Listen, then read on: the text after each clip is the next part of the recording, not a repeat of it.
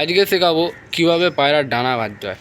অনেক সময় দেখা যায় পায়রার বাচ্চা জিরো পর হয় যখন তখন ছাড়লেই পায়রার বাচ্চা লস হয়ে যায়, বেরিয়ে যায়, এদিক ওদিক চলে যায়। পায়রার ডানা, নতুন পায়রা এনে ডানা বাঁধতে হবে, সেটা কীভাবে আমি দেখাবো। আপনারা এই ডানা বাঁধাটা খুব সহজেই বাঁধতে পারবেন মাত্র একটি সেফটি পিনের মাধ্যমে। একটি সেফটি পিন দিয়ে একটি পায়রার ডানা বাঁধতে পারবেন।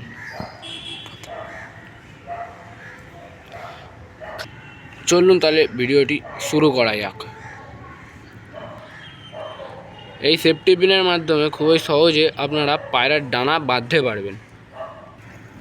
আপনাদের বলে রাখি, সবসময় ছোট সেফটি পিন দিয়ে চেষ্টা করবেন।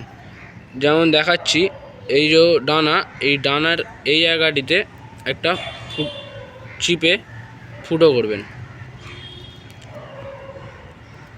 এই যেমনি দেখতে পারলেন ফুটোটা হয়ে গেল।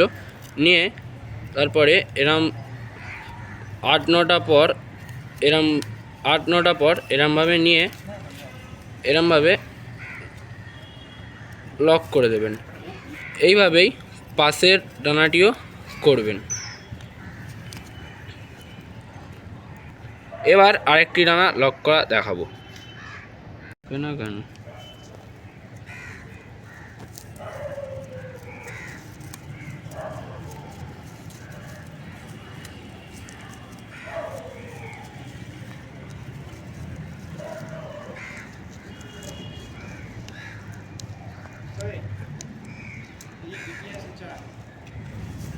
তাহলে বন্ধুরা, এবার আপনাদেরকে পায়রাটি ছেড়ে দেখিয়ে দিচ্ছি উড়তে পারছে কি পারছে না।